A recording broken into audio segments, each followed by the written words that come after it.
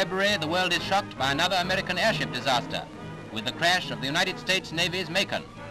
Following upon the disaster to the Akron, the Shenandoah, and R-101, the world asks again as it sees the Makon's oil floating on the Pacific Ocean, are airships worthwhile? Tragedy too for Britain at Messina, where an R.A.F. flying boat crashes with the loss of 9 officers and men. Twisted wreckage is all that is left of this once proud machine.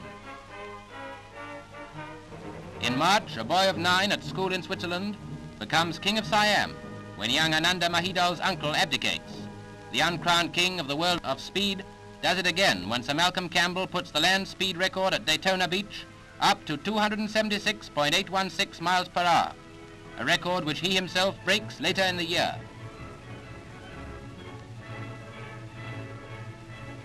Well done, Campbell. In March, too, the warning rumblings of war danger in East Africa begin to be clearly heard as dictator Mussolini embarks men and machines at Messina for, as he puts it, police work in the Italian East African provinces. As the war danger grows, the world is watching Benito Mussolini. But for England, it's the Grand National, and what everyone wants to know is whether last year's winner, Golden Miller, can do it again. But Golden Miller folds, and the Grand National is won by Reynoldstown.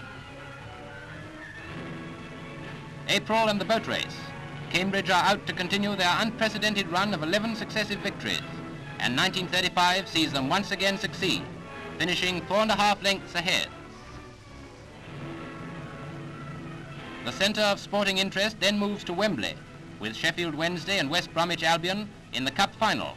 A minute before the end, Sheffield Wednesday score to win the match by 3-2 and take the cup from the hands of His Royal Highness the Prince of Wales northward to Yorkshire.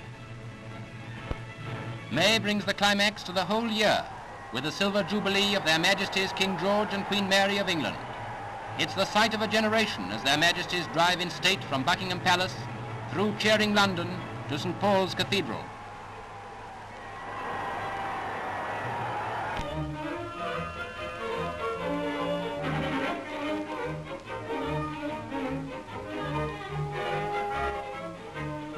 And third comes an unforgettable pageantry of sea power at Spithead, when His Majesty the King goes on board the royal yacht Victoria and Albert for the review of his navy.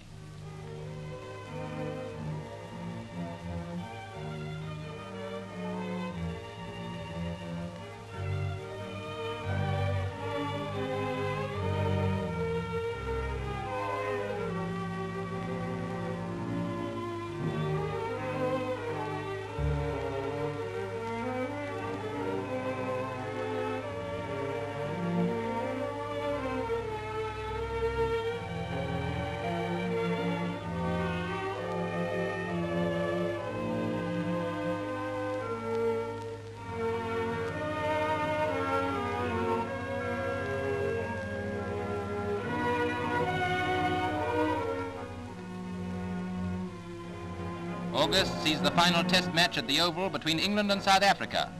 With South Africa already won up by their previous victory at Lord's, they need only to force a draw in this match to ensure winning the rubber. In this they are successful, and English cricket receives another blow to its dignity. September opens with a terrible tragedy, which at one stroke robs King Leopold of Belgium of his wife and the Belgian nation of their queen.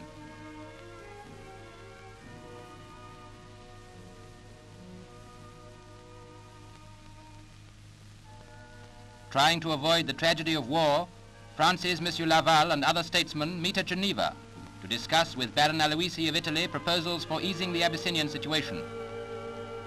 Britain's Mr. Anthony Eden plays a prominent part at the meeting, which may become historic.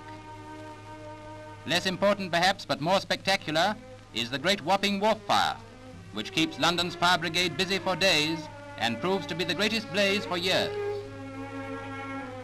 October in Greece sees Royalist General Condilis bring back an exiled king to his throne. Arriving in Athens after his journey from London, King George gets a rousing welcome. A journey of a different type starts when Australian Airman Sir Charles Kingsford Smith leaves Croydon for home in a flight which ends in a mysterious tragedy not yet solved. November in London brings all the excitement of a royal wedding, when Their Majesty's third son, His Royal Highness the Duke of Gloucester, marries Lady Alice Montague Douglas Scott, and the royal couple drive through cheering London from Buckingham Palace to St Pancras Station.